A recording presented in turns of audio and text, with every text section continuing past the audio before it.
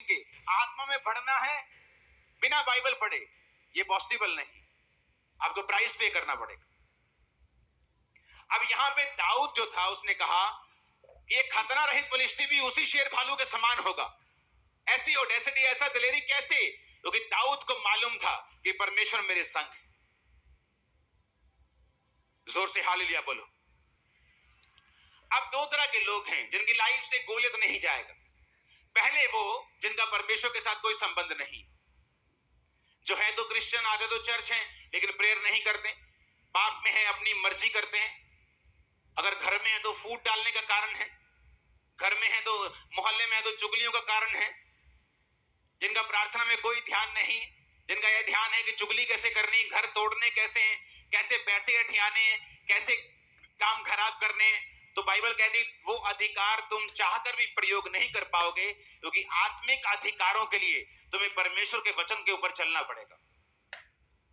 तो पहली तरह के वो हैं जो परमेश्वर के साथ कोई भी संबंध नहीं रखते हैं, और इसीलिए जब गोलियत उनके सामने आता है, वो शाऊल की तरह है तो क्रिश्चियन, है तो मसा किए हुए थे, कभी राजा थे, लेकिन अब टांगे कांपती हैं शैतान के सामने। क्यों? क्योंकि परमेश्वर के साथ संबंधों को तोड़ चुके हैं। और परमेश्वर ने बताया दूसरे तरह के वो लोग हैं जिनकी लाइफ से गोलियत नहीं जाता, जो दाऊद की तरह परमेश्वर के साथ संबंधों में तो हैं, लेकिन कभी भी घोषणाएं अपनी जिंदगी के ऊपर, परिवार के ऊपर, बिजनेस के ऊपर, बच्चों के ऊपर नहीं करते, कभी नहीं करते। पहला वो जो शाऊल की तरह है, वचन छोड़ चुका है, संगति छोड़ चुका है, पाप में है, फोन का यूज गलत करता है, सब तरह के गलत काम करता है, प्रभु के साथ कोई समय नहीं है उसका। पहली तरह के वो है। जब वो अपने अधिकारों का प्रयोग करने के लिए शैतान के सामने जाएंगे तो वो शर्मिंदा होंगे, क्योंकि तुम्हारे चाहने से कुछ नहीं होता। अगर चाहने से सब ठीक हो जाए तो दुनिया में कोई मरे ना, अगर चाहने से सब दुष्ट आत्मा चले जाएं तो दुनिया में कोई भी दुष्ट आत्मा से ग्रसित ना हो, कोई गरीब ना रहे, कोई श्राप में ना रहे। चाहने से कुछ नहीं होता। लाइफ तुम्हें वो नहीं देती जो तुम डिजर्व करते हो, लाइफ तुम्हें वो देती है जिसके लिए तुम फाइट करते हो। आमीन, हालेलुया। ऊंची आवाज में हालेलुया बोलो। कई बार आप लोग देखते हैं और आप सोचते हैं यार ये आदमी नाटा सा है, इसकी वाइफ कितनी अच्छी है, इसका हस्बैंड कितना अच्छा है, क्योंकि उन्होंने उन चीजों के ऊपर अपने अधिकारों का प्रयोग किया है, कब्जा किया है, श्रापों को डांटा है, प्रेयर की है, प्रभु से इंटरवेंशन मांगी है, प्रभु से मध्यस्थता मांगी कि परमेश्वर तू दखल दे हमारे जीवनों में। इसलिए कहा जाता है कि आप वो नहीं पाते जो आप डिजर्व करते हैं। कितनी ऐसे लेडीज होंगी, बहनें होंगी जो सुंदर हैं, गुड कैरेक्टर की हैं, लेकिन मैरिड लाइफ में कभी सेटल नहीं होती। क्या वो डिजर्विंग नहीं है? उनसे कम पढ़ी लिखी, कम सुंदर, अच्छे हस्बैंड को पाके बैठी, क्योंकि लाइफ आपको वो नहीं देती जो आप डिजर्व करते हैं। लाइफ आपको वो देती है जिसके लिए आप लड़ते हैं, फाइट करते हैं। आज आपके घुटनों में ताकत आएगी लड़ने की, यीशु मसीह के नाम में। मैंने कहा आपके गलों में ताकत आएगी आत्मिक यीशु के नाम में। आमीन होना चाहिए।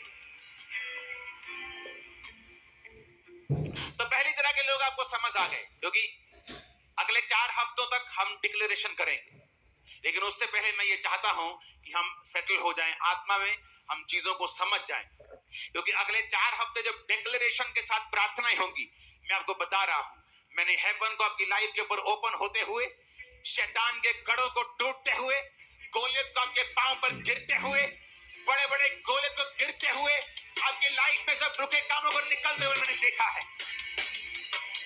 मैंने सब मौत की आत्माओं को आपके कदमों में झुकते हुए देखा है, एक्सीडेंट को कैंसिल होते हुए देखा है, डाइवोर्स को कैंसिल होते हुए देखा है, बीमारियों को निकलते हुए देखा है।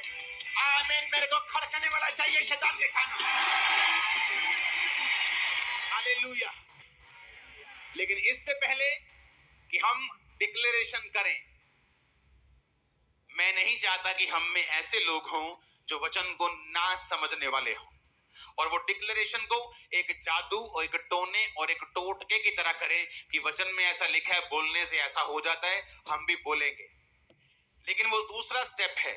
पहला स्टेप है परमेश्वर के साथ मेल मिलाप करना, तौबा करना, यानी पानी का बपतिस्मा लेना, अपने पापों और गुनाहों को छोड़ना, एक ही परमेश्वर यानी प्रभु यीशु मसीह की अधीनगी में आना, उसी को अपना उद्धार करता मानते हुए उसी को मानना, अपना सिर उसके सामने झुकाना और उसके बाद उसके वचनों को पढ़ना और उसके वचनों पर चलना।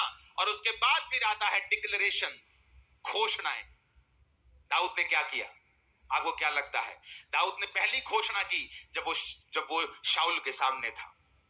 उसने कहा, शाऊल, जब मैं ऐसा ऐसा पिता की भेड़ बकरी को चराता था तो मैं शेर भालू को मार देता था, बालों से पकड़ के मार देता था। दाऊद ने कहा, वो यहोवा जिसने मुझे सिंह भालू दोनों के पंजों से बचाया है, वो फिलिस्ती के हाथ से भी बचाएगा। هذه